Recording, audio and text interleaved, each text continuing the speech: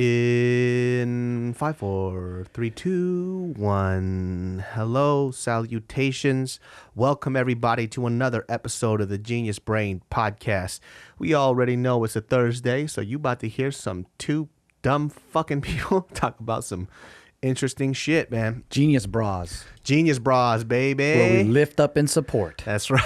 We're going to start selling some Genius Bras, baby. Actually, Easy. we support, but we put down a lot. So maybe that's not the right thing to say. Oh, we're the all-natural bras.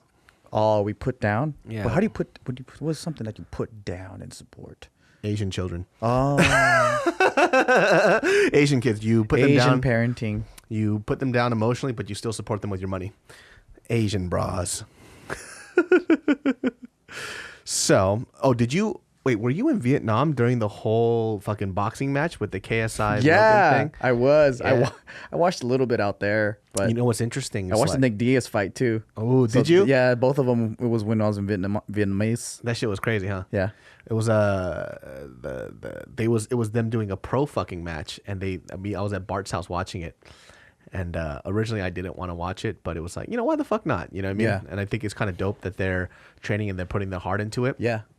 And they've been boxing now for 2 years, training with some of the best people ever. Shit. I found out that, I guess, because KSI trains with this guy named Vidal. It's like a UK dude. But he was also training with Jeff Mayweather, which was, which is pretty cool. And then Logan Paul was training with Shannon the Cannon Briggs, former heavyweight champion. Crazy motherfucker. Mm-hmm. And then I was watching the match, and it's weird because it's hard to judge when they're boxing in front of a huge crowd like that. Because I'm pretty sure headgear. Yeah, it's straight out. It's not it's a full on match. And they as pro boxers, of course they suck. They're shitty pro boxers. They're amateur boxers still, but they got to do the pro boxing thing obviously through DAZN, and they're not having headgear, so it's considered a pro boxing match. But in terms of skill levels, I mean they know this about themselves too. They're at an amateur level. And if they fuck with any pro boxer, they get their fucking ass knocked out. But having said that, it doesn't mean that watching them improve from the year before to now was pretty great. Like they've gotten so much better, and it's kind of cool to see people who've never done boxing before be able to do that on that type of stage. I know a lot of people felt weird about it because people who are really hardcore purist boxing fans, they think it makes the sport look like a joke.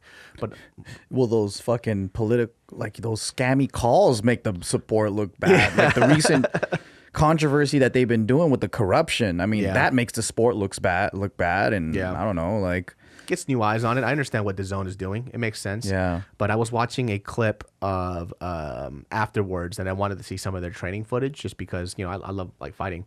And that kid KSI, man, he looked, and when he was sparring, he looked pretty fucking good, man. And compared to what he was doing in that ring, I think he was emotionally hyped, so he kept on going for these telegraphed haymakers. Yeah. But when he was sparring, he looked great, dude. Yeah. I was like, oh shit, where the fuck was this shit when you were in the ring, man? But it's different when the lights are on you. When it went ding, oh shit, I just want to knock out. Yep, and that shit went all out the window. Just swing all day. Yeah, like that kid KSI, he was. But he won, right? He won. Yeah, from being just throwing more throws or. I mean, from the stats, it looked like, I think what I read was, and don't quote me on this, I wasn't really looking into it like that, but I think Logan threw more jabs and he connected more. But in terms of being effective, so Logan lost a couple of points because he did an illegal move. He hit him with a clean uppercut, which was fucking dope. It was actually a really smooth move. But afterwards, he grabbed the back of KSI's head, uppercutted him, which I don't think he got dinged a point for. But after he fell, he punched KSI in the back of his head twice. So it's like, so they dinged him 2 points and then he lost. But either way, even if from my point of view, in terms of effectiveness, I thought KSI won.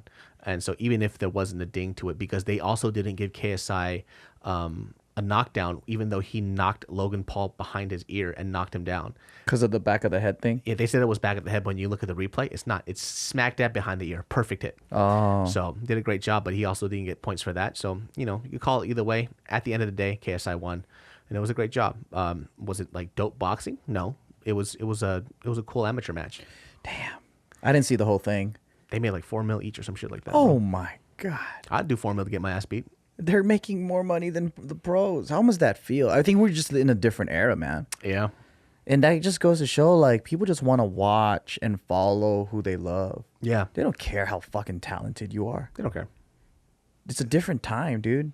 I see a different it's kind of like you have the old school guys that are like, man, it's all about the talent and this, and then you have the new school guy that's like, no, it's about connecting with your fan base. Yeah. I mean, it's, definitely just watching them improve was kind of cool. Like, I mean, if you're a real boxing fan, you're going to say that was shitty boxing. And of course it was. They've only been doing it for a couple of years. Because they only care about the skill. Yeah. They, a couple of years out, and they're not multi-talented in this sport. They're not one of these like prodigy childs. I think a lot of people might feel like they don't deserve it.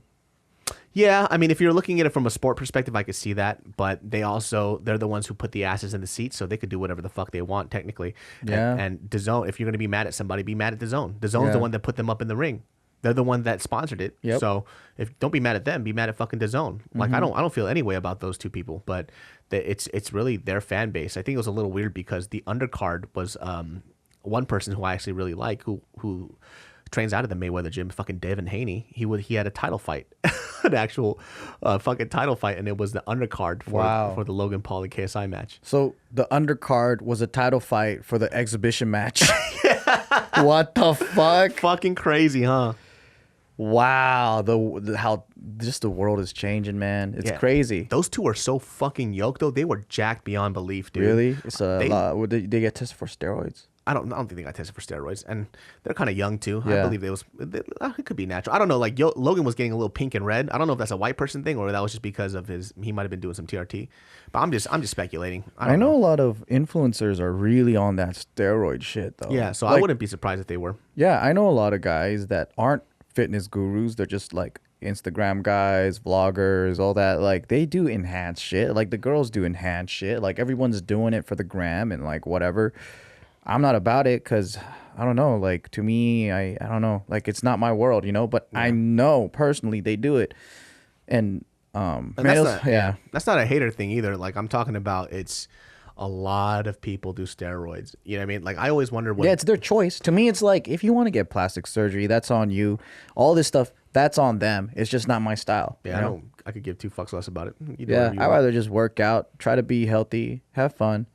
But that's their thing, It's like some of them, their image is their career. They banked on being cute. They banked on being sexy. All these things, and they've profited a lot from it, man. It's crazy, dude. Yeah. The fitness industry makes so much fucking money, man. It's crazy, dude. Some of these girls, like on just because I know people who work for the companies that sponsor some of these girls. Dog, the amount of money they make is unreal. Like women can sell. So if anybody out there that wants to be an influencer, now this is not to say that you'll be in this bracket. This is a very small bracket of people who get to make this type of money. Mm-hmm. But I know a girl who she models some type of swimwear and then she does like some fitness other shit too, and they're paying her like $5,000 a month to post like four times a month. It's like, fuck. We know some top people that get 100,000 per post. Yeah, it's ridiculous, right? But so this is you're talking about out of an average person, like not like on the crazy high tier end. And she's making a cool 12, 15, 16 grand a month just posting photos of her wearing certain clothing. When it comes to influencing and all that stuff, I feel like women have better marketing, like when it and like if they keep their shit clean, like they get bigger dollars. Yeah, like at me and Bart's level of following and whatever, like we're lucky if we could get the same amount of money as a girl that has 80,000 followers. Yeah, it's completely different. Girls have a very interesting take, and I say this for just from experiences from working with brands. It's like how I put it is guys want to fuck them, girls want to be them. Yeah. And they have so much selling and buying power. It's unreal, man. And I think women just tend to spend more on improving themselves and all that stuff. Guys are actually more frugal unless it comes to stupid fucking shit. Guns. Yeah. Fucking camera equipment for me. Yeah. It's more like that, right? So if I'm endorsing that product or gaming products or whatever, like if that was my fan base, I kill it. Yeah, for sure. But it's like, no one knows what to do with me. Hey, Joe, can you make this soap funny? All right, fuck it. I'll do it. I could definitely make that soap funny. Yeah, I'll do it. I'll do whatever now. I don't give a fuck, man. It's just the nature of things because, YouTube is it's killer. Yeah. Like we lost half of our income on YouTube. So fuck it. We got to move on to different things, Dude, I saw this other article too where they're, I don't know who this YouTuber is, but he's really, really popular. It's like Don Rick or something like that. Or this podcast is brought to you by Attitude. If you have an amazing mattress, what good is an amazing mattress without some amazing sheets to go with it? Now, if you've had cotton sheets before or any other fabric, then you are missing out if you haven't had clean, lovely bamboo sheets, and that's what Attitude has. I've been sleeping on my Attitude sheets for quite a while, and I gotta tell you, I sleep butt naked, and I need the fabric that touches my blessed skin to be amazing. And I'm not kidding you, I actually do sleep butt naked, and the sheets that I use are Attitude. I personally love these sheets. Not scratchy, it feels amazing, and on top of that, it keeps me really cool. I run hot, and I need my sheets to match the amazing mattress that I have. If I have a dope mattress and I don't have a great sheet, then what's really the point, right? It's like having shoes, but not having any shoelaces to keep your feet in. Yeah, that's how important it is. So check this out. With your Attitude products, let's talk about this. Organic, clean bamboo is extremely breathable. It regulates your temperature, like I just mentioned, to improve your quality of sleep. It's antimicrobial. Customers have claimed that their skin's appearance improved after switching to Attitude sheets. Yes, read the reviews yourself.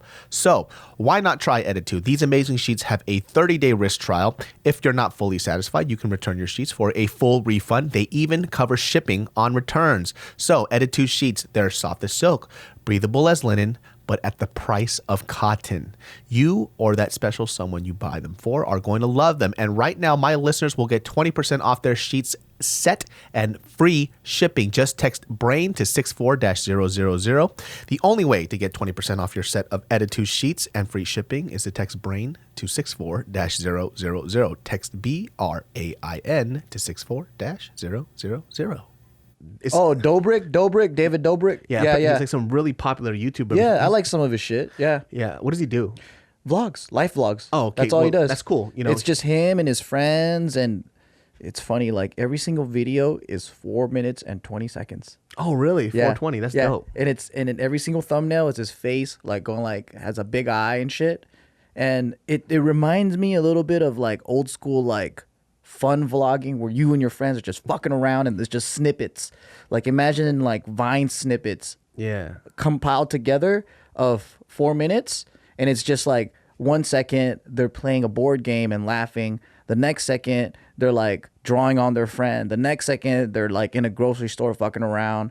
So to me, I mean, it's wholesome. It's wholesome enough, you know? Yeah. But he put out an article talking about how much he was making before Adpocalypse and what he makes now. I'm not sure how true it is, just because the amount that he said he was making is around the same time the amount that I was making, which I make way less views. But, yeah. Because he says he makes more views now than he did before, but after Adpocalypse, because of the type of content that he has, that he makes an average of $2,000 a month now. Are you kidding on me? his channel. But wow. But I don't know how much views he makes. But he was talking like he makes millions of views still. He does. Yeah, but he says he makes like $2,000 a month, which I find highly impossible. He might be getting demonetized. Maybe all of his videos are demonetized then, huh?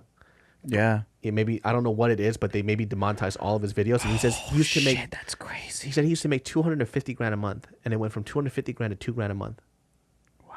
Fucking crazy, dude. You made $250,000 a month? He did. Oh, I thought you said I used to make the same amount. No, $2,000 a month. Oh, yeah. I wish I made $250,000 a month. What the fuck? That's how much I make. Dog, I would have made $250,000. I would love that shit. No, I mean, you're right though. At Apocalypse, we're making like anywhere from $10,000 to $20,000 a month. Yeah. And now we're lucky if we make $2,000 a month. Yeah. So people really don't know how bad Adpocalypse, the algorithms, all these things has changed, right? And I don't really blame YouTube for it, because I know people part of the team. I know people that work at Facebook, Instagram, all this stuff. And they're in the middle really trying their fucking best, man. Like, I talk shit and I say fuck YouTube and fuck the algorithms and all that. But if I had to be like very honest about it and frank, it's like, what are they supposed to do? They're trying their fucking best, right? And there's just so many moving pieces, and they want to please the creators. They want to please the government. They want to please the advertisers. They're pulled in so many different directions. And I think the problem is all of these social media sites, they weren't prepared for how fucking big it was going to be and how much responsibility it was going to be. Like, it was working. Because if you think about it, right, within the last 10 years, YouTube is as important as the television. Yeah. And can you imagine, like, how fucking, like, quick that shit is? In 10 years, you're like a telephone. Or in 10 years, like, government is telling you, hey, you have to be fucking professional. Like, things take a long time in order for that to build, but that should happen overnight. And what the guys tell me is like, all right, so this is what's happening right now, right? Like, yes, there's demonetization, censorship, and all this stuff, and it's getting kind of crazy. And he goes, but check it out. Would you rather have us regulating or the government? Because what's happening right now is, like, you know how Facebook is on trial and all that shit, and they're pressing Zuckerberg, and that is going to be, whatever happens there is going to trickle down and happen everywhere in social media. They don't know how to determine what social media is, right? They're like, is it a monopoly? Well, not really, because anybody could build a Facebook. Yeah. But it's the standard because everyone uses Facebook or Google or whatever, right? And they're like, what's their responsibility? Is their responsibility to, like, is it like a phone company, right? So if a phone company, if I say a racist word on that or whatever, the phone company doesn't get in trouble. Maybe I do for saying it on the phone, right? But in YouTube's case, YouTube gets in trouble if there's a ISIS beheading video or whatever, right? So the government's coming in and be like, you fucking better control that shit or else we'll come in and control it for you. So they're like, oh shit, well, when does government intervention ever help anybody? Yeah. It's gonna fuck shit up because, we all been to DMV. We all been to the IRS website. The IRS website's horrible. The healthcare website, it's horrible. Imagine what the legal system, it's fucking fucked up the ass, man. Yeah. Why do you want government to come in? I don't want them to come in. So they're doing their best, and they're doing the best thing for them is just like, hey, that might be dangerous. Let's just fucking take it down. That might be dangerous. Let's just fucking take it down. They're just overreacting because they don't know. They don't have the capacity in the foot traffic, so they just use bots, right? Yeah. And then the bots are just shut down this video. That's too risky. Shut down this video. Whatever. This fucking post that you posted on Instagram, we gotta fucking shut it down before the government sees it. So they're overreacting because they're trying to get their bots right now to learn and do a human's job. And then they hired like a fuck ton of employees to review it and all that. And I'm not trying to defend them. I'm just trying to explain the things that people don't talk about or know because I know the insider shit. Yeah. And this is kind of like their dilemma of how they're trying to go by doing this. It's a lot more intelligent than the way that I'm fucking explaining it, but that's the gist of it, right? And here we are, the creators, and we're just like, yo, man, where the fuck the money go though? Yeah. But also, a lot of these old brands, like if you think about who controls advertising dollars, they're ran by dudes that are like over 60 years old. Yeah. And a lot of the money still goes to traditional media. A lot of that shit goes to Super Bowl campaign kind of shit. And like a very small fraction of that budget goes to digital marketing. Yeah. And things are going to shift and change eventually. There's going to be more money that goes into YouTube. But in the meantime, a lot of it still goes to stupid ass TV commercials, stupid ass newspaper shit, stupid ass fucking, like, it's just fucking dumb, dude. Yeah. A great example of that is actually when, so prior to us starting our matcha business, we franchised a gelato pop business, pop bar. And we were running into an issue with a disagreement in how we should advertise our store, right? And mind you, it's a part of a franchise, but the original deal that we had was that we had flex in how we wanted to advertise the product. That was how it was. Yeah. And let me just give an example of how dated it was. They wanted us to run ads on newspapers. Yeah. Fucking newspapers. And at the time, 2017. Yeah. Who the fuck is reading newspapers? Grandpa? He wanted us to run newspaper ads because the Instagram stuff and the social media stuff wasn't going to work, because he goes, I know newspapers, because he came from a newspaper. He was originally like a top dog in a newspaper fucking company. Yeah, but and also like the product, it's a young, hip demographic. It's like you're so fucking disconnected, man. And also like a lot of them, you know, there's something called brand association, which I think the archaic psychology behind it is like, hey, I don't want my product tainted by like your, you know, negative persona or whatever, right? Like Coca-Cola, like they might be like, hey man, like our views don't match yours or whatever, right? That's all changing. Yeah. Because thugs need to eat too. Thugs need to drink too. You know, like whatever, like fucking everybody needs to do it, right? But this is the stupid part. They don't want your product associated with negativity or whatever, because in people's minds, they'll start to associate that. And there's just a whole psychology behind it. But here's the thing where a big part of Adpocalypse, right? It started with the PewDiePie thing, and we fucked that up because we didn't really understand it. But what the media was saying, or the traditional media was saying, is like, look at how dangerous it is to post ads on YouTube. Like, and then they got like ad rolls on an ISIS beheading video. They got some Nazi content. They got that, you know, PewDiePie in the mix and all that. And they're like, look, like when you're on YouTube and Google AdSense, you can't control where your ad goes. Do you really want your ads to be supporting this neo-Nazi shit? And a lot of the ads were like, oh, fuck. Like, scary. And then they pulled out of Google. They pulled out of fucking advertising on YouTube and shit. And, yeah, I think it was a move from traditional media because they were losing money to digital media, and they fucking did that. So all of these guys would freak out and pull out. And then they're like, YouTube, you got to figure out your shit. And that's when the demonetization started happening for us. Yeah. Because they're like, oh, that's dangerous. Like, advertisers don't want to be on a video of two girls in a cup. That's well, like, they don't want to be on a video with us maybe talking shit about politics or like this or that. Like, there's hella parameters, right? Yeah. All that shit went down. But the stupid shit is there's so much lack of communication at YouTube. For example, like someone like CNN, when the Las Vegas shooting happened, right? This was a huge controversy. Like, they'll fucking run ads on those videos with no sweat. It's okay. But Casey Neistat did a charity thing for the Las Vegas shooting. He got demonetized. They couldn't run ads. And then they told him, we don't want to profit off a tragedy. But it's like, what a fucking hypocrite. Yeah. You let CNN do that shit. Because CNN, that's why. Exactly. But bullshit. It's the CNN YouTube channel. Yeah. Or the Jimmy Kimmel YouTube channel. So it's like, you guys are fucking this up. Because the point is you can't lie. Yeah. You can't lie to the creators and be like, hey, we don't want you to profit off of this. And they just got to say, like, check this out. Like, we have an agreement with CNN and it's all streamlined.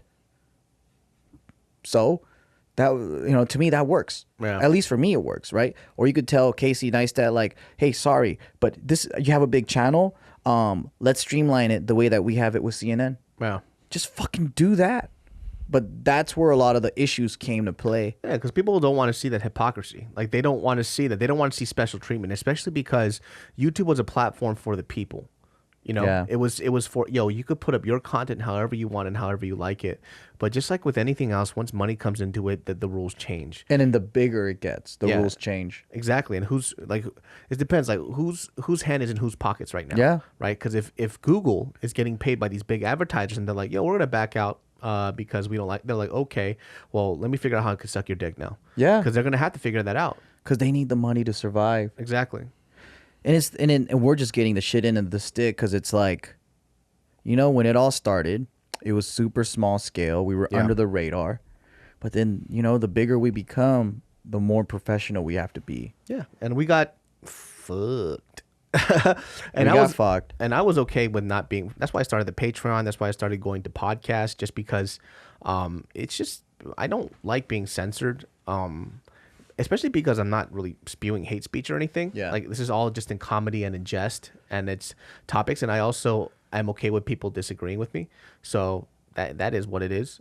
But it got weird when it was like people who had worse content than I did were getting they were allowed to monetize and I wasn't. And I was like, just because It's favoritism, man. Yeah. We don't exist. We're buried in the millions of content creators. This podcast is brought to you by Skillshare, my friends. Listen, if you are all about lifelong learning outside of the traditional way of learning, I'm talking about college and stuff like that. I am somebody that likes to learn at my own pace. And there are things outside of a traditional education that I want to learn, and I want to do it in an online space. Well, that's why you have Skillshare, my friends. Now, listen to me. Skillshare is an online learning community with thousands of amazing classes covering dozens of creative and entrepreneurial skills. You can take classes in everything from photography, creative writing, to design, productivity, and a lot more. For me, for a very long time now, I've actually been using it for video editing and photography, which is something that I personally love. It's something that I do for a living.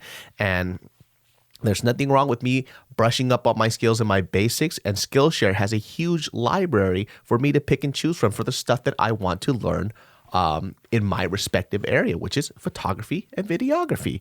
So Skillshare has been helping me out, and it's such a great tool to use, and you can use it whenever you want. So if you sign up for Skillshare, I'm telling you, man, it's all about that lifelong learning and delving into these stuff that could be hobbies or maybe even something more in the future, but you'll never know until you try Skillshare, my friends.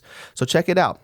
Join the millions of students already learning on Skillshare today with a special offer just for my listeners. Get 2 months of Skillshare for free. That's right. Skillshare is offering Genius Brain listeners 2 months of unlimited access to thousands of classes for free. To sign up, go to Skillshare.com/brain. Again, go to Skillshare.com/brain to start your 2 months now. That's Skillshare.com/brain. Yeah. But what sucks is that the way that the algorithm is now, like we used to have videos pop up to our subscribers All the time. Yeah. but the way that they do it now is fucked up, man. Yeah. So if your video doesn't get any traction within the first hour, it doesn't show up in your subscribers list. And when your video shows up on your subscribers list within the first hour, it doesn't go to all of them. They'll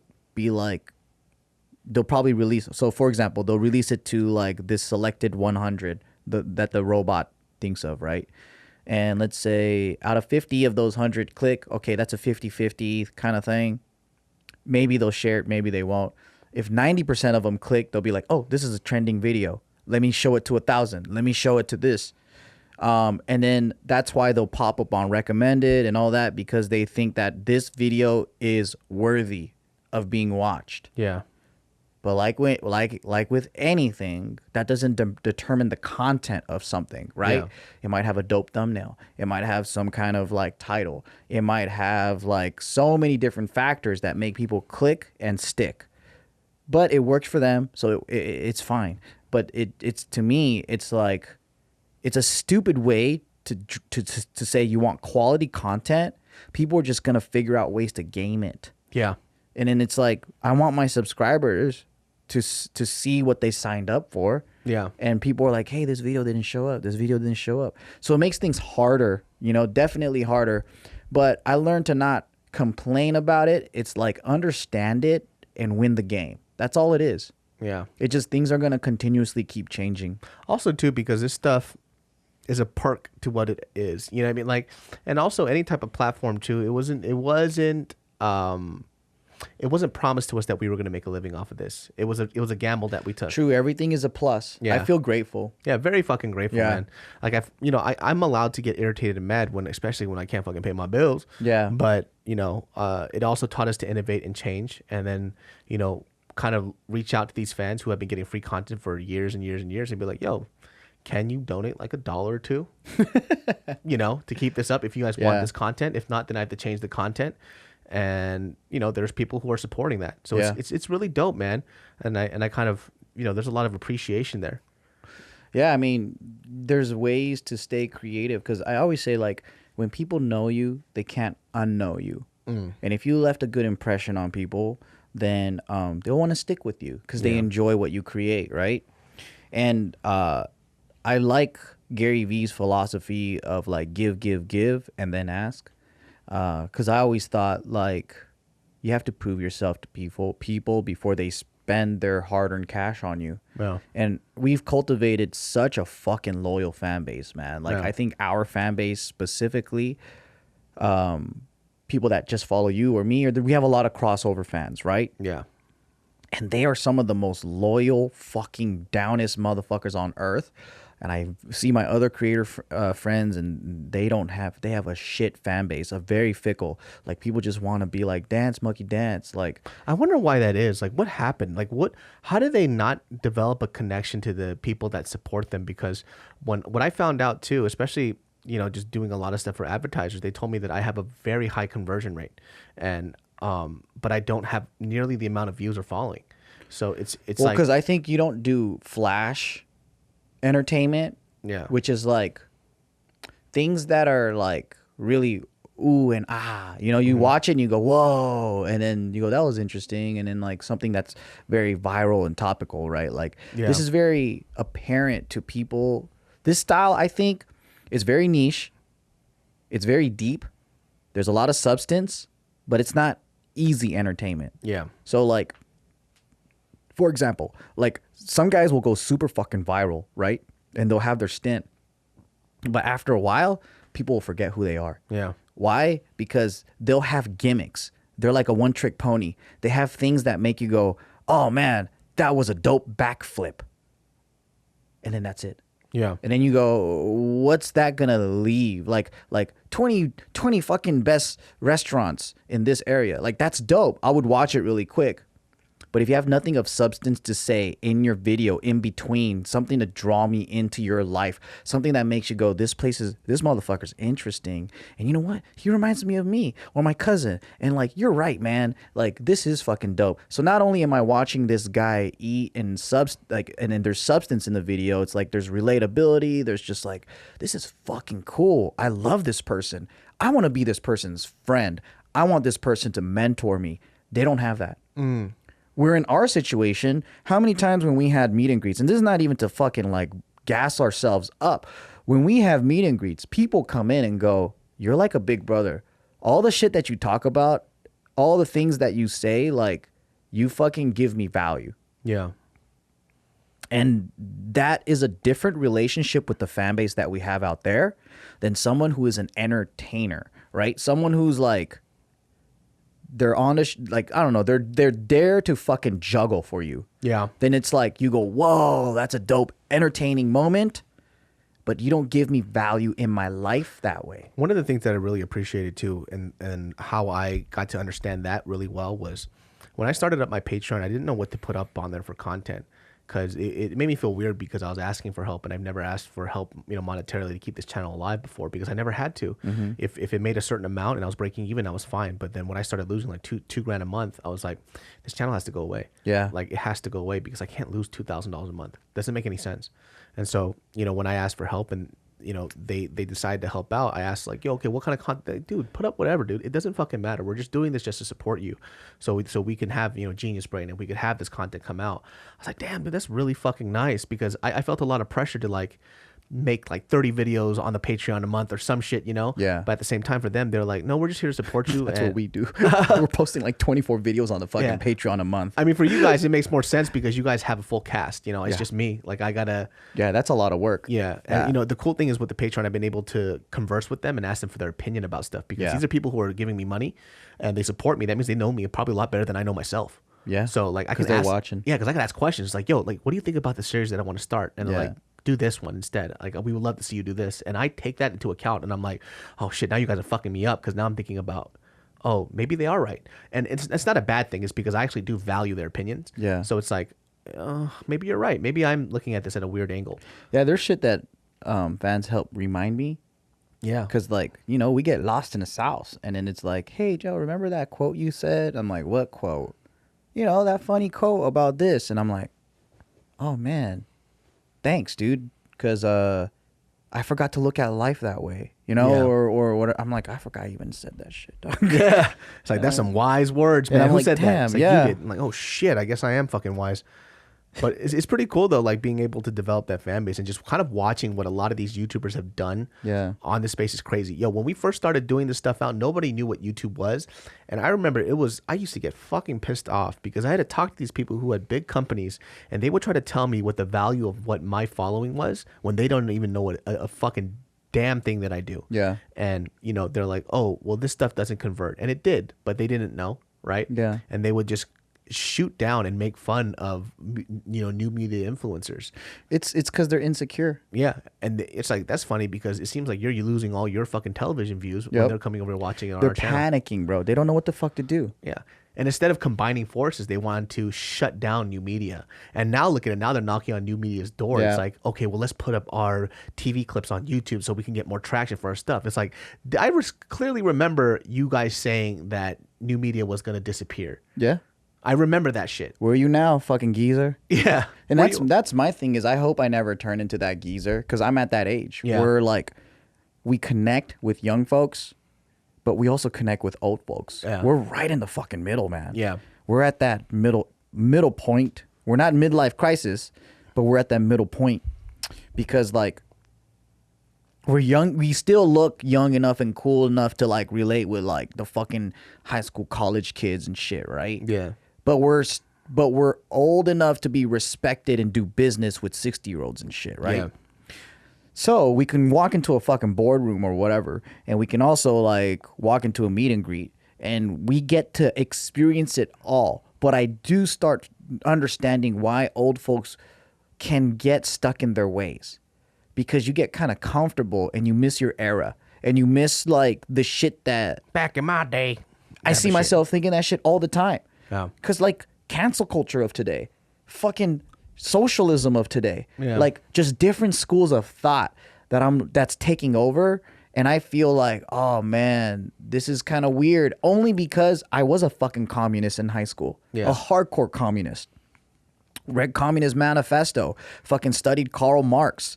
Like I was like hard left, right? And these motherfuckers come out here pretend communism. They're just pretend fucking like it's a style to them, bro. Like I'm like, what the fuck?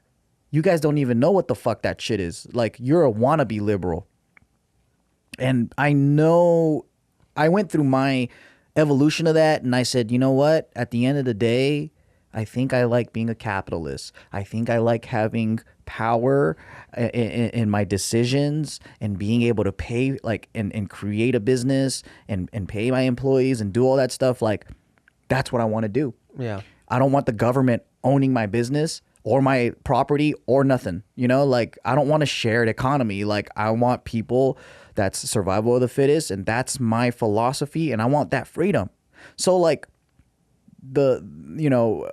for me though, like that's just the era that we're living in. It's very polar. So you either like hard left or hard fucking right. The thing is, I'm in the middle, right? And I have a preference, but I also understand where they're coming from. But I think it's a dangerous thing. And that's kind of like the new era that we're living in. And I'm like, watch out, dude. I used to think that way. Like I was in that world and it didn't turn out well. Like I don't think there's ever an example of when it turned out well. Yeah. So be fucking careful. But the young people, like when I was in high school, I was like, yeah, man, why isn't everyone just fucking communist? Why? Like these are the greatest things. Like everyone should share equal shit. Like these ideas, man, if people just fucking implement this shit, the greed, the problems, all this shit will go away. The racism, all this shit. That's what I believed in wholeheartedly. And I see it in the young folks of today. They're fucking marching. They're doing all this stuff. And then they're like, fuck yeah, socialism and all that. And I'm like, damn, dude, watch out. Because that's how a lot of countries kind of like got the young people riled up, and they're like, we believe in this shit. We want a better place. We want a better society. We got to fucking, get together and make this happen. And there's a lot of tragedy that's happened from those revolutions and stuff like that. So, I mean, we're getting into a touchy subject because it's all personal ideals and preference. Like me, I'm not 1,000% against it. This is just my theory, right? So like if people believe in it, I respect you. if that's what you believe in. I just think that I went through that cycle and that time in my life, and now I feel like the old guy looking at them, and instead of relating to it and saying like, oh, I remember that feeling, let me connect with you, I feel like the old guy going, that was a fucking thing of the past, and I hate for you to be like that. Yeah. You know what I mean? Like, I see it as like, oh, it's almost like this. It's almost like an embarrassing moment in my past. Like, oh, I was a raver that always did drugs, right? Don't go that route. And I keep catching myself doing that. It's like, oh, you know, don't be a fucking socialist, or don't be like this because, you know, I went that path and fuck, I regret it. Yeah. And I don't think that's the best way to approach it, but I don't know why I keep doing it. Yeah, I mean, well, when we get older, we kind of just get wiser and wiser and wiser, and it's hard to see that weird balance of, am I being the old fuck that's trying to talk down to a young person, or am I actually trying to instill some fucking wisdom? Because, because we get caught up in our own old ideals, you know. But at the same time, I don't want, you know, a young crowd to think that this is an old head just talking to you. I'm not old, but it's like, you know, there are life experiences that we have that you don't. Yeah. And you probably won't listen, but it's good to, for somebody who's invested into you to say it, just so you have it in the back of your mind, because that shit does come to surface when you're older later. I mean, I remember what it was like too to be young, and then these old fuckers go, "You'll understand when you're older," and you're like, "Shut up, you fucking outdated thoughts." Yeah, and then all of a sudden, boom, it hits you at the edge. You're like, "Fuck, shit," right? Yeah. And I mean, that's the whole thing too. Is like, oh, you got boomer thoughts. Yeah, you're fucking boomer. That's a boomer mentality. And then I'm like, man, I'm a millennial too, you fuckface. Like, I'm in the middle. Like, I'm kind of in between, and I see both sides. Yeah. And sometimes I'll choose the boomer side, and sometimes I will choose the fucking millennial thought. Yeah. It was such a hard thing, just to go back to the whole media thing, when like I remember, so I got hired to interview this comic, and he was getting a late night talk show, and they were trying to integrate new media with old media, right? Like TV shit. And he was getting a show. By the way, his show tanked, and it's fucking sucked. So it is what it is. It was terrible. And the guy was super nice, but I remember he got kind of irritated at me because when I showed up to interview him, there was supposed to be a packet that was sent to me that had all of his information on it, so I could research and so I could ask him questions, and so they could put it up for media and promotion and stuff, right? So whoever was my point of contact didn't send me the packet. I didn't even know I was supposed to receive one. Went through my email, showed in the email, I didn't get anything. I show up to this thing, they're like, hey, like, do you know who this? I was like, no, like I was supposed to be sent something. I emailed you guys about it. You guys didn't hit me back up, so I didn't know what to. I've never done one of these things before. So where was that? They're like, no, we sent it to you. And I flipped up on my email. I'm like, look, it's not there. They're like, oh, I'm so sorry. Like, we were supposed to send you like this. First of all, they were going to send me an informational DVD, which was already fucking dated. Like, I don't know if I even had. Who has a DVD player now, bro? That's what I'm saying, man. This was like 7 years ago or so. But even then, DVDs were outdated. True. So they were gonna send me this informational DVD. Yeah, smart fucking move.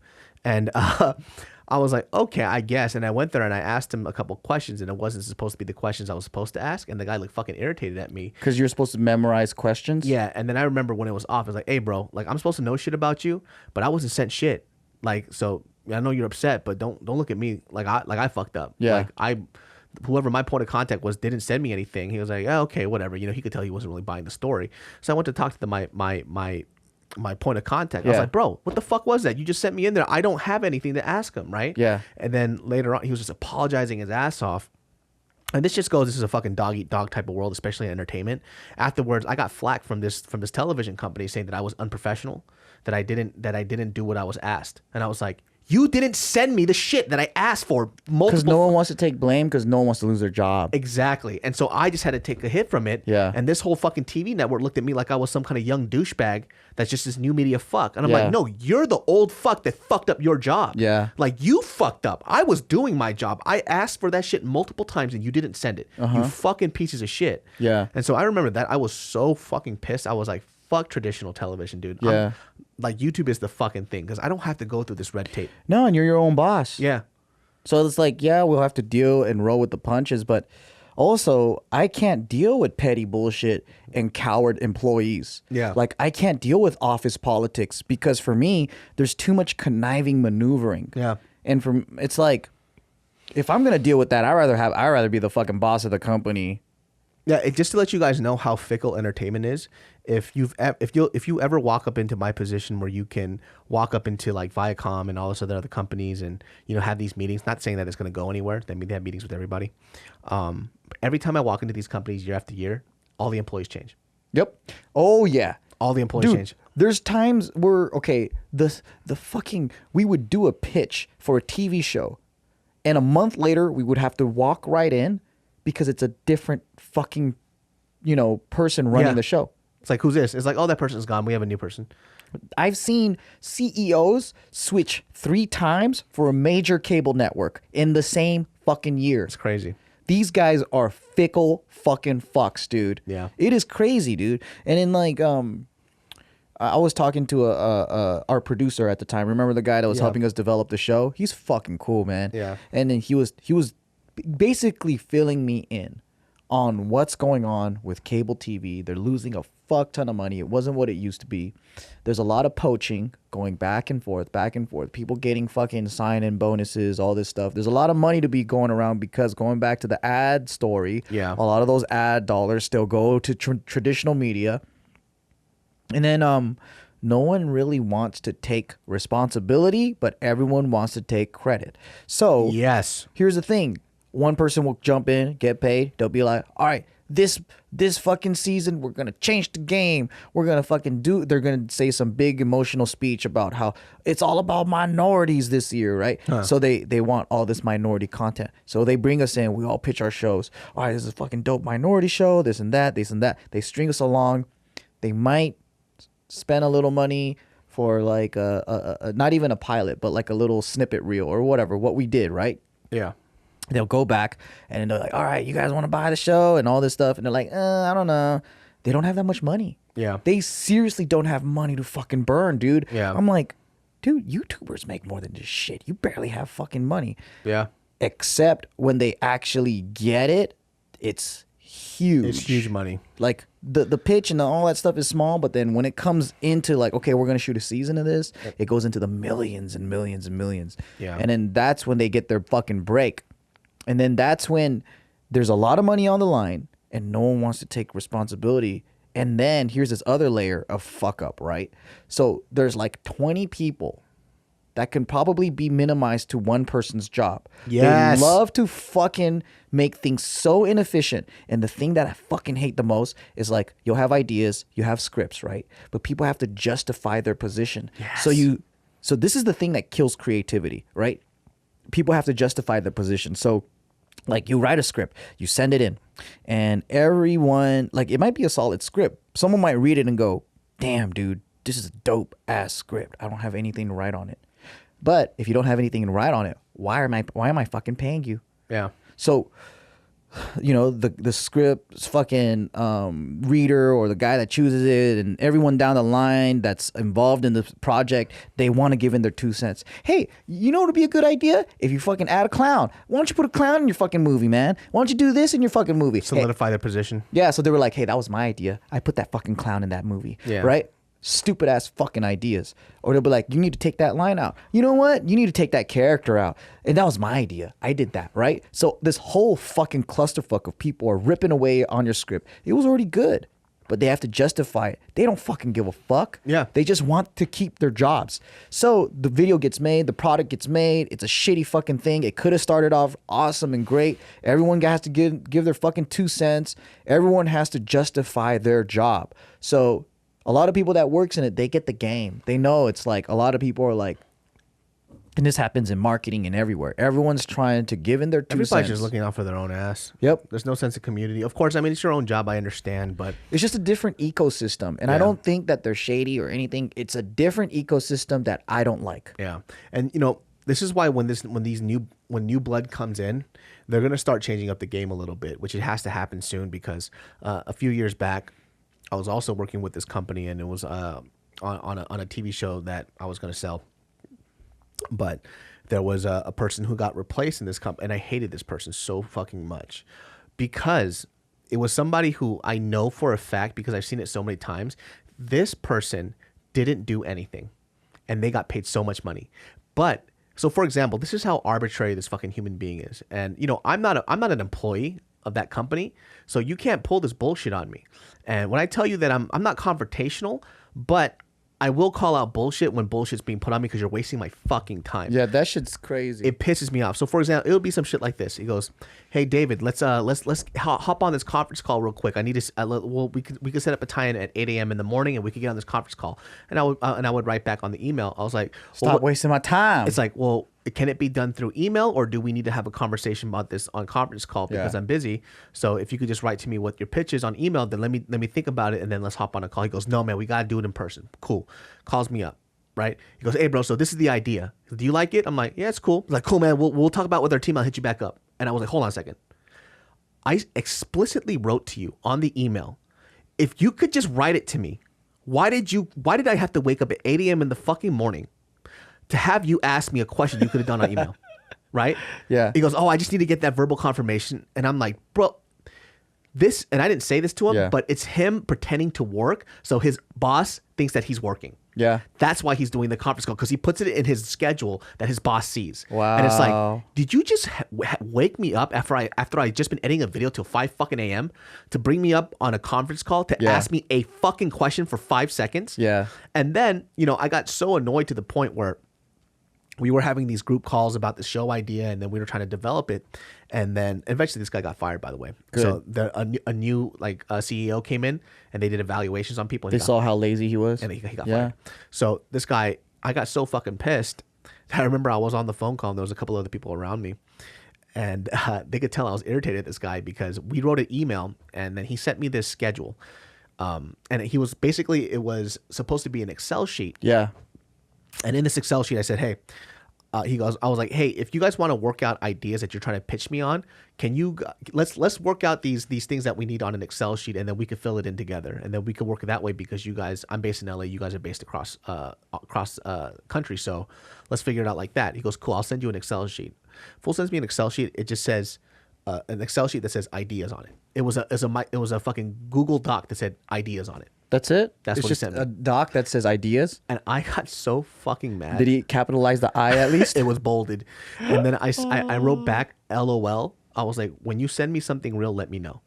Right? And it was to the whole team. Yeah. And he calls me up. He goes, "Hey, I'm just been super fucking busy. I was like, I know how to do an Excel sheet. I just wanted to get it out there so we could just start jotting down ideas. And I remember on the phone, I was like, "Hey man, to do a proper Excel sheet, it takes about 5 to 6 minutes. Yeah. At most. Just say you don't know how to do it, man. Yeah. Just say you don't know how to use Excel." Like that, I was like, "Bro, I have to roast you on that shit because that's hilarious." Yeah. He goes, all right, I got. He's like, "All right, man. I'll send you something better. Send me another one. Trash." I was like, "Fuck it." So I got Mariel to do one because that's what she does. She's a coordinator. Send her one. I was like, "This is what I'm expecting." Right. Sent it out. Kind of embarrasses him in front of a few people. Yeah. So I already know he doesn't like me. And then later on, he does something again. He pulls another fucking stunt. Where on the Excel sheet, I wrote a bunch of fucking ideas, right? And then while he's doing this in a group chat with a bunch of people who are under him and some people who are above him, all the ideas that I wrote on the Excel sheet, he goes, "Hey, so I got this great idea, right?" And he starts prattling all these ideas that were my ideas that I wrote on the Excel sheet. And in the conference call, I remember I said, "That's cool." I was like, "So cool. So you read it. So you're basically reading out loud what I wrote." Yeah. It's like dead silent. So he's calling. What? I mean, he didn't think that you would realize. Exactly. And I was like, so this is what I said verbatim. I was like, "So you're basically reading everything I wrote. Did you read my email?" Yeah. I was like, "Are you just saying this off the top of your head? Because I wrote this in the email." Right? You lazy fucker. Dead silent. Yeah. In the thing, right? He goes, "Oh no." He's like, "These are ideas that I was thinking." I was like, "No, these aren't your ideas." Yeah. I was like, "Do you guys have a computer? Can you open up the Excel sheet?" Yeah. It's right there. I wrote all these ideas. So you're not saying anything new. I would slap his fucking face, dude. And then he's like stumbling over his fucking words. Right. And then he hangs after the conference calls. He hangs up after. He goes, "Hey, my bad, man. I didn't know those were your ideas. I was thinking the same thing." And I was like, "Bro, you weren't thinking the same thing, man. If you read the You're fucking lying email, sack of shit." Yeah, I was like, "If you read the fucking email, you know what's in there, man. Like, come on, cut that shit out." I wanna be in your situations just so I could talk shit to people. Yeah. It's, you know what? It's pretty refreshing too, because like the conference call version of what I said to him after the conference call was a lot nicer because I'm not trying to fucking get him fired. But I would have. But afterwards, I'm a little irritated because you can't take credit for my fucking work. Yeah. You know what I mean? Yeah. And so it was like, that's what I don't like about the corporate world sometimes is everybody is just out for their own ass and they will make sure that you drown if it keeps their head afloat. Hate that. It's a toxic work culture. Dude, I've gotten guys fired in my companies. Yeah. I hate that shit. I would work with my manager. I'll be like, hey, that guy's fucking lazy. Yeah. And I'm like, why do you keep him around? And he goes, oh, you don't understand, Joe. He has 2 kids. And I'm like, but doesn't it make sense? If he has 2 kids, he should work fucking harder. Not be a complaining, entitled little bitch. Like, why does he get special treatment because you feel sorry for him? And he's like, I know you're right, man, but it's different. Like, when you have a family, I'm like, nah, dude, I don't respect this guy. And I'm like, I was like, why don't we move him to a different department? And I promise you, I'll take over his work without extra money. So he's like, really? You'll do that? And I'm all like, yeah, he's bottlenecking us so fucking hard that it's irritating me. And I'll take over his work. And I can do it. I know I can, because the thing is, that fool, he's one of those guys that he tricks the system, and I hate people like this. And they'll milk the fucking thing, always pretend injury, back pain, all this shit. And my manager is a fucking sweetheart. He loves and cares for his employee to the point where he's not smart about it. He gets taken advantage of. And so I saw this fucking lazy fucker doing this, and then always, like, I would see it right after lunch. He wants to fucking relax more, so he's like, oh man, can I take a little extra break, because like, I'm lifting these boxes. And I'm like, every fucking time, like clockwork, after fucking lunch, this guy wants to take another 30-minute break.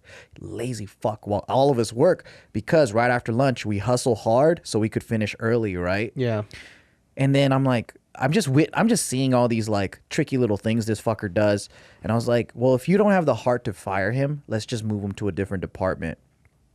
And then we got him to a different department. I took over his work. And then I was like, bro, I could fucking finish mine and his work easily before lunch. Yeah. And I'm like, he wasn't even doing shit, dude. Just pretending to work, taking money away. He was working on an assembly line, packing shit, like, and I'm like, he milked his orders. He had about 8 orders, and it took him from like 9 in the morning all the way till 2 p.m. Yeah. To do. And these 8 orders I'll fucking fill at like 11 a.m. Yeah. So it's like things like that drive me crazy, because I don't know, man. I think for me, I like working with a team that gets together and we're honorable and we fucking fight hard. Yeah. Right? And that's the type of people I want to be around. I don't want to be around people who are fucking snaky, liars, cowards. To me, like, they are the shit of the earth. So, like, in that example, like, I would have called them out right in front of everybody. I'm like, you fucking lied. Yeah. Why did you lie? Or like, just recently, there was this whole fiasco I went through, and I was talking to these guys, these old fucking white guys, right? And they try to Hollywood me. I hate when people try to fucking big dick Hollywood me. And then they'll be talking about like all the money that's on the line and all these stats to make me go, oh my God. Yeah. I literally, in the middle of their talk, I said, look, I don't care. Like, I cut them off. I was like, I don't care. You got a lot on the line. That's fine. You know what? Let me just fucking, I was just like, you got a lot on the line. That's fine. Whatever. Good for you. Good. Like, I was patronizing as a motherfucker because I don't talk like that. Yeah. And then I was like moving forward. I was like, this is my point. And I'm like, you got till 2. You're going to call me back before that. If you can't, I'm not talking to you because I have the rest of the day fucking busy. All right, bye. Yeah. And I just hang up on them. That's why I like working with efficient companies that know what they're doing. Yeah. Like this last project that I was on that's going to come out next year, this company is the most badass fucking streamlined hardworking company. Everybody works fucking hard. They get their shit done. And on top of that, all the higher ups in this company are all fucking females. Wow. They fucking kick ass, dude. That's tight. They get shit done. No bullshit. They know how to have fun while they work, but they excel at their job. We when we shot this, every time that we shot this, it just moved quicker and quicker and quicker. Oh hell yeah. First episode was us figuring it out. Second episode, we got an hour earlier done. Yeah. And then the next episode, it got even earlier and earlier. One episode, we got even like an hour and a half done earlier. Yeah. And they just get better every fucking time. Everybody's respectful. They do their shit and they're happy with their work. And that's what I love about companies like this. That's tight. You know what I mean? It makes me, and I'm like, I walked away just with like so much respect for the company. It's like, holy shit, dude, this is a dope company, man. Like everybody does their part really well. They're super respectful. And I they don't love bullshit. company culture like that. Yeah. How do you think they get it done? Like, do you think they've cultivated a good relationship, or they, pick and chose? I mean, like, what do you think? What was the magic? I think what it was too is that they hire people who know what they're doing, and it's not bullshit. It's not flames up their ass. Yeah. So the person that got removed from the last company, and this was fucking like 4 or 5 years ago, that guy, he got removed because he came from another company that he had a high position in, but he bullshitted really well. So their hiring process, I feel it all starts with who you have to manage the company first. Yeah. So they worked through their own bullshit, and they've had to prove themselves to be in that position to help grow it, and then they got to be solidified. So everybody had to prove their part. You didn't just get the job because of a position that you had before somebody that you knew. Yeah. You got the job because you showed numbers. Damn. And so and there's I don't know the company down that well, but they probably went through their weeding out process too. But from what I saw, it was an amazing, efficient company, and it made me want to be a part of them. Like anything that they would ask, I would do in an instant. It's because they care about talent, they care about crew, they care about staff. That's tight. It's dope. That's the kind of company That's I a love. good balance. Yeah. Lately, I've been wanting to be an oil tycoon and be fucked up. And just make that money. Yeah. I literally want to go into a board meeting and be like a fucking 1890s oil tycoon and be like, hey, you fucker, see? Yeah. Yeah, fuck you fucker. Like they were way crazier back then. I'd be like, fuck you, fuck you, fuck you, get out of the fucking room, this, that. Like fucking, I want to be like kind of nuts. And I don't know, man. Like there's something about me that I love combat. Like, like I love aggression and combat and confrontation, and I can't do that right now. And so when I hear these stories, I'm like, I want to be in that boardroom. I want to call out that fucking employee and catch his ass and get him kicked out. Yeah. I want to do company takeovers. I want to fucking eat. Like I want to, and when people hear this, they might get the wrong impression, right? Like I'm not like this. I'm exaggerating about being the monopoly man. Like, yeah. What I really want to do is I want to clean up companies from stupidity, from snakes, from liars, from cowards, from fucking milkers. Yeah. People that are taking advantage of each other and shit like that. I want to clean that shit up and create a loving environment where people are working fucking hard and feel purpose in the workplace. Yeah. And the only way to do that sometimes is to be a cold hard killer. Yeah. I mean, it's difficult because when you start your company and you have to, there's just a lot of weight on your shoulders, man. Like, and it's something I could never do. I think when I was trying to expand Davis O Comedy and I had a bunch, like 3 or 4 employees under my belt, it used to stress me the fuck out. I lost sleep over worrying about somebody else's job and being able to pay them. That's a big part of being a boss, though. It's hard, man. It's so fucking hard, and I think being independent and doing my own thing helps me out better because I just have to worry about myself and maybe 2 other people. So it makes it a lot easier on me. Yeah. But oh shit. Well, that wraps up this podcast, everybody.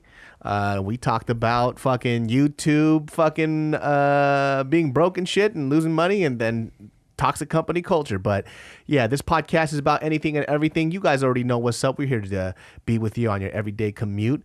Check us out on iTunes, Podcast, Stitcher, Spotify, any kind of audio platform out there. We are there every Thursday and every Sunday. We will see you guys next time. Love you, bitches. Write comments below. Give us those high ratings, and then you guys will see us twice a week for the rest of your life. Bling ding. Peace.